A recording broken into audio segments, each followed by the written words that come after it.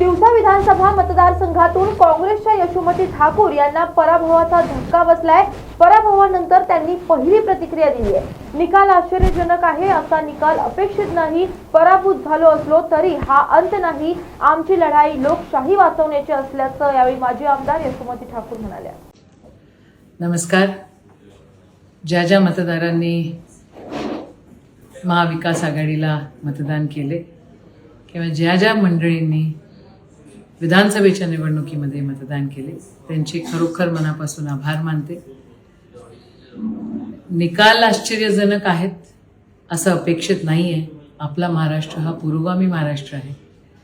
पुरोगामी महाराष्ट्रामध्ये काय खेळी केलेली आहे ही समजण्याच्या पलीकडे आहे, पण नक्कीच काहीतरी झालेलं आहे। विरोधी पक्ष पूर्ण दाबून देण्याचा प्रयत्न या ठिकाणी झालेला आहे आणि हे लोकशाहीच्या विरोधात आहे असं माझं वैयक्तिक मत आहे। ज्या प्रकारे देश चाललाय या सगळ्या गोष्टी खरं आपण आवर्जून बारीकरित्या बघितल्या पाहिजे आणि त्याच्यावर काय पावलं उचलायची ती उचलली पाहिजे। माझा हा शिवशाहू फुले आंबेडकरांचा हा महाराष्ट्र अशा प्रकारचा निकाल नाही देऊ शकत याच्यावर माझा विश्वास आहे। आणि पराभूत झालो असलो तरी हे काही अंत नाही। आमची लढाई लोकशाही वाचवण्याची आहे आणि ती लढाई विरोधी पक्ष म्हणून आम्ही त्या ठिकाणी करणारच आहोत। तुमचा आशीर्वाद आमच्या पाठीशी राहिला पाहिजे अशी अपेक्षा आहे। आणि लोकशाहीमध्ये जर काही गडबड कोणी करू इच्छित असेल तर मग आपण त्याच्याकडे कटाक्षानं बघितलं पाहिजे, एवढी विनंती आहे। जय हिंद, जय भीम, जय महाराष्ट्र। सोलापूर उत्तर मधून सलग 5व्यांदा भाजपचे विजयकुमार देशमुख आमदार झाले। त्यांच्या गंगा निवास या घरी शुभेच्छा देण्यासाठी कार्यकर्त्यांची मोठी गर्दी जमलेली यावेळी पाहायला मिळाली। सलग 5व्यांदा आमदार म्हणून निवडून दिल्याबद्दल विजयकुमार देशमुख यांनी मतदारांचे आभार मानले। मला 5व्यांदा आमदार म्हणून निवडून येत आहे। कार्यकर्त्यांचा गराडा सकाळपासून तुमच्या सभोवताली दिसून येतोय, काय भावना आहे? 5व्यांदा मला या माझ्या मतदारसंघातल्या सगळ्या मतदारांनी निवडून दिलं याबद्दल प्रथम तर मी त्यांचं ऋणी आहे। कारण 5व्यांदा सलग 5व्यांदा निवडून देणं एवढं सोपं काम नाही, पण त्या आज चांगल्या मताधिक्यानं पुन्हा एकदा मला 5व्यांदा निवडून दिले। या मतदारसंघातल्या लोकांनी आमच्या पाठीमागे आशीर्वाद ठेवलं। गेल्या ज्या लोकसभेच्या निवडणुकीमध्ये थोडं मताधिक्य आमच्या कमी पडलं होतं, पण यावेळेला पुन्हा एकदा दिल्याबद्दल मला आज आम्ही सगळं भारतीय जनता पक्ष मतदारावर किंवा मतदारांचं ऋणी। मला महायुतीचं सरकार बसताना दिसून येत आहे। ही निवडणूक एकनाथ शिंदेच्या मुख्यमंत्री पदाचा याच्यामध्ये निवडणूक लढवली गेली होती। सध्या तिन्ही पक्ष जे आहेत ते मुख्यमंत्री पदाचा दावा करतायत। आपल्याला काय वाटतं कोण मुख्यमंत्री व्हायला? भारतीय जनता पक्षाचे माननीय देवेंद्रजी फडणवीस हेच मुख्यमंत्री व्हायला पाहिजे। एक कुशल नेतृत्व त्यांच्याकडे आहे। गेल्या 5 वर्ष युती सरकारमध्ये त्यांनी काम करून दाखविलेलं आहे आणि मला असं वाटतं की पुन्हा एकदा त्यांना मुख्यमंत्री पद मिळाला पाहिजे। मला तुम्हाला 5 वर्षाच्या मंत्रिपदाचा दीर्घ असा अनुभव आहे। पुन्हा एकदा सरकार सत्तेमध्ये बसत आहे। मंत्रिपदाची इच्छा किंवा निरोप वगैरे आलाय? नाही, मंत्रिपदाचे निरोप नाही आलं, पण मी तर भारतीय जनता पक्षामध्ये कार्यकर्ता म्हणून काम करत आलो। मतदार क्षेत्रामध्ये मला आमदारचे तिकीट मिळालं। जवळपास 20 वर्ष मला या मतदार क्षेत्रामध्ये मतदारांची सेवा करण्याची संधी मिळाली। हेच मोठं काम आहे माझ्यासाठी। मुंबई बेंगळुरू बायपास हायवेवरील वांझे ओव्हरब्रिजवर आज सकाळी भारत पेट्रोलियम समोर इंडियन ऑइलचा एक पेट्रोल टँकर पलटी झाल्यानं वाहतूक ठप्प झाली। सुदैवानं टँकर रिकामा असल्याने आग लागण्याचा धोका टळला। अपघातात टँकर रस्त्यात पूर्णपणे आडवा पडला। त्याच्या मागील भाग रस्त्यावर अडथळा निर्माण करत होता, तर ड्रायव्हर केबिनसह पुढचा भाग पुण्याहून मुंबईकडे जाणाऱ्या ट्रॅकवर घुसला आणि पलीकडच्या बाजूला धडकला। सुदैवानं समोरच्या बाजूने येणारे कोणतेही वाहन त्यावेळी नसल्यामुळे ही दुर्घटना टळली। पलीकडच्या ट्रॅकवरील कोणत्याही प्रकारची जीवितहानी झाली नाही। थोड्याच वेळात प्रशासनानं परिस्थिती नियंत्रणात आणली. काय हिंदी वाल्याने इथं कट मारला त्याला. कट मारल्याच्या नंतर तो डिवायडरवर तिकडे त्यांनी गाडी फिरवल्याच्या नंतर पलटी झाली गाडी आणि तो तिकडे जाऊन पडला. त्या साईडला गेलो होतो. पंढरपूर मतदारसंघाचा निकाल धक्कादायक लागला असून ईव्हीएम घोटाळा झाला असल्याची भूमिका यावेळी मनसे नेते दिलीप धोत्रे यांनी घेतली आहे. याबाबत मनसेचे निवडणूक निर्णय अधिकारी यांच्याकडे व्हीव्हीपॅट मधील स्लिप मोजणीची मागणी त्यांनी केली होती, मात्र मनसेची मागणी फेटाळली गेली. अशा परिस्थितीत मनसे आता उच्च न्यायालयात ईव्हीएम मशीन बाबत आणि व्हीव्हीपॅट मशीनच्या स्लिप मोजणीबाबत धाव घेणार आहे. कालच्या निकालाबद्दल बाबतीत काय आपल्या तुम्ही अर्ज दिला होता यासाठी व्हीव्हीपॅट मधून तपासणी काय प्रशासन या निवडणुकीमध्ये 100% ईव्हीएमचा घोटाळा झाला याची मला खात्री आहे. कारण गेले 10-15 वर्ष झालं या मतदारसंघामध्ये मी काम करतोय. हजारोच्या संख्येने त्या ठिकाणी जनता माझ्या बरोबर होती. संपूर्ण निवडणुकीमध्ये आपण जर बघितलं तर माझ्या प्रत्येक सभेला हजारोंपेक्षा जास्त गर्दी असायची.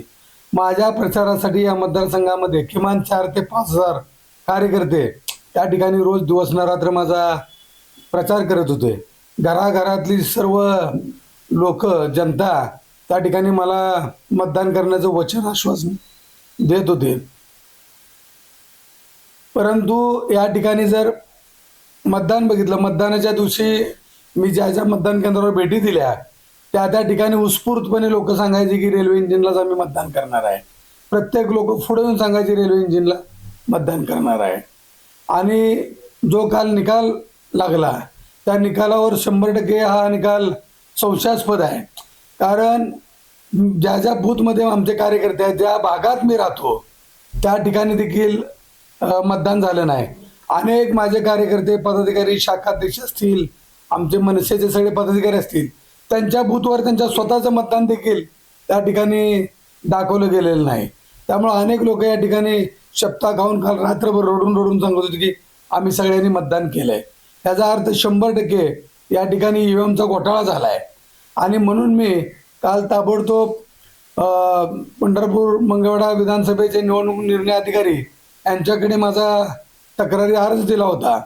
आणि त्या अर्जामध्ये मी असं नमूद केलं होतं की व्हीव्हीपॅटच्या सर्व स्लिपची मोजणी करण्यात यावी. त्यांची जी काही फी आहे ती फी देखील आम्ही भरण्यास तयार होतो. परंतु त्या ठिकाणी आम्ही अर्ज दिल्यानंतर 5 मिनिटामध्ये माझा अर्ज फेटाळण्यात आला आणि निवडणूक निर्णय अधिकाऱ्यांनी 5 मिनिटामध्ये आम्हाला पत्र दिलं की ही तुमची मागणी अमान्य करण्यात येत आहे. जर समजा मी भारतीय लोकशाहीच्या अधिकारानुसार जर मी पत्र दिलं असेल आणि त्या ठिकाणी मी जर मागणी केलेली असेल की व्हीव्हीपॅटच्या स्लिपची मतमोजणी करण्यात यावी तर त्यांनी नकार देण्याचे कारण नाही.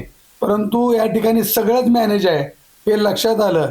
100% ईव्हीएमचा घोटाळा आहे. कारण हजारो लोकांचा त्या ठिकाणी मला आशीर्वाद होता. हजारो लोक त्या ठिकाणी रोज उघडपणे माझा प्रचार करत होती. हजारो माता भगिनी माझा प्रचार करत होत्या. माझ्या रॅली असतील, सभा असतील, माननीय राजसाहेब ठाकरेंची सभा असेल, या राजसाहेब ठाकरेंच्या सभेला तर किमान 50,000 लोक उपस्थित होते. मग मला एवढी कमी मतं पडतात कशी? त्या ठिकाणी गेले 15 वर्षामध्ये मी प्रत्येक घरातल्या प्रत्येक माणसाचं त्या ठिकाणी काम केले. प्रत्येकाच्या अडीअडचणीला धावून गेलोय. कुणाचा दवाखाना असेल, कुणाचा घरातला कुठलाही विषय असेल, प्रत्येक गोष्टीला मी मदत करत गेलेलो आहे. प्रत्येक या मतदारसंघातली प्रत्येक माझी माता भगिनी, माझा वडीलधारी मंडळी, मला त्यांचा भाऊ, त्यांचा मुलगा मानत होते. प्रत्येकाने या ठिकाणी उत्स्फूर्तपणे या निवडणुकीमध्ये माझा प्रचार केला. अनेक भागातून लोकवर्गणी करून त्या ठिकाणी मला निवडणुकीसाठी मदत करण्यात आली होती.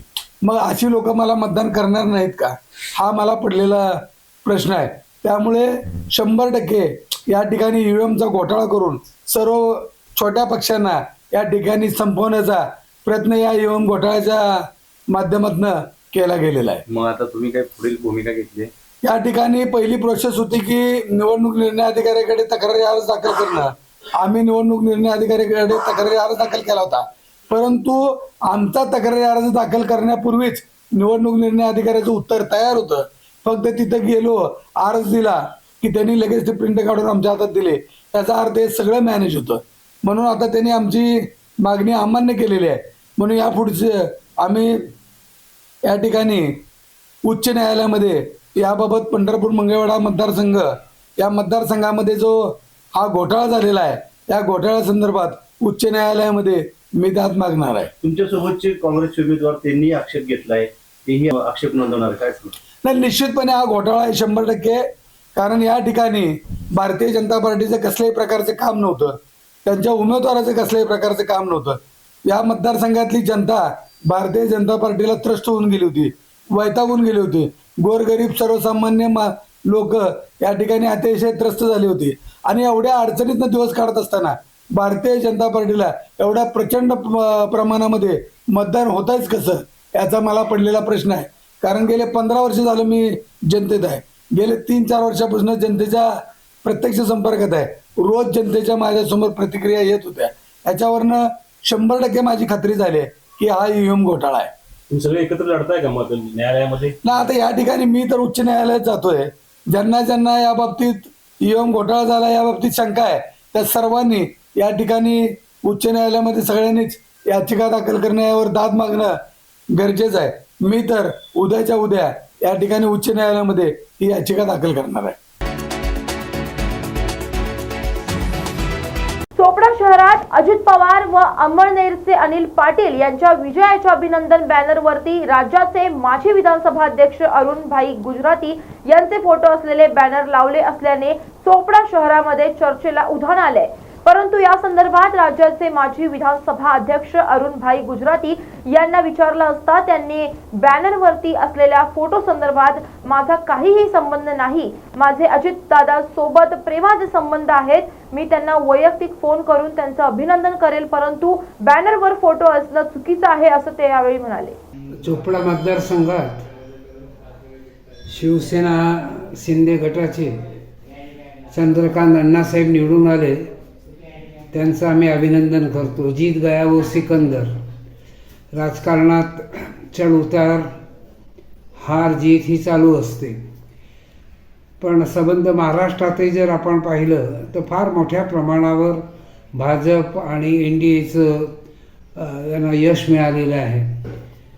म्हणजे 50 सभासदा आमदारापर्यंत देखील आकडा गाठू शकले नाहीत काँग्रेस पक्ष, शरद पवार साहेबांचं राष्ट्रवादी, ठाकरे साहेबांची शिवसेना. कारण लक्षात येत नाही आहे. अर्थात निवडणुकीचा निकाल आहे तो मान्य करावा लागेल, पण इतक्या मोठ्या प्रमाणावर जे अपयश मिळालेलं त्याचं कारण लक्षात येत नाही. मग ते चोपडा असो किंवा महाराष्ट्र असो, पुढच्या काळामध्ये जास्त प्रयत्न करून पुनश्च एकदा महाराष्ट्रात एक चांगल्या विचाराची सत्ता येण्याच्या दृष्टिकोनातून सर्वांनी प्रयत्न केले पाहिजेत. आज जर महाराष्ट्राचं राजकारण पाहिलं तर आज भाजपला इतर पक्षाची गरज देखील राहिली नाही. इतक्या मोठ्या प्रमाणात 132 जागा त्यांनी मिळवल्या. कधी इतकं मोठं यश मिळालं नव्हतं. ज्यावेळी माननीय बाळासाहेब ठाकरे आणि आपले भाजपचे नेते एकत्र येऊन काम करत होते, त्यावेळी देखील इतकं यश मिळालेलं नव्हतं. हे एक अभूतपूर्व यश आहे, पण यशाचं कारण समजत नाही आणि मवियाचं जे हे झालं त्याचंही कारण समजत नाही. लोक वेगवेगळी कारणं सांगतात, त्या कारणात मी काही जाऊ इच्छित नाही, पण या पुढच्या याच्यात मेहनत जास्त घ्यावी लागेल. छत्रपती शिवाजी महाराज चौकामध्ये बॅनर लागलेला आहे. त्या बॅनरवर अजितदादा आणि अमळनेरचे अनिल दादा यांच्या विजयाचे अभिनंदनचे बॅनर लागलेलं आहे आणि त्याच्यात त्या बॅनरवर तुमचा फोटो आहे. माझा काही संबंध नाही. बॅनर कोणी लावलं हे मला माहीत नाही. अजितदादांशी प्रेमाचे संबंध असले तरी देखील मी शरद पवार साहेब गटाचा पक्का 100% कार्यकर्ता आहे. असं कोणी लावलं असेल तर ते चुकीचं आहे. त्यांचं व्यक्तिगत अभिनंदन करणं वेगळं अजितदादांचं, आणि बॅनरवर फोटो देणं हे योग्य नाही. ओके. अशाच बातम्यांसाठी पहा न्यूज मराठी 24/7. नवा भारत, नवा विचार.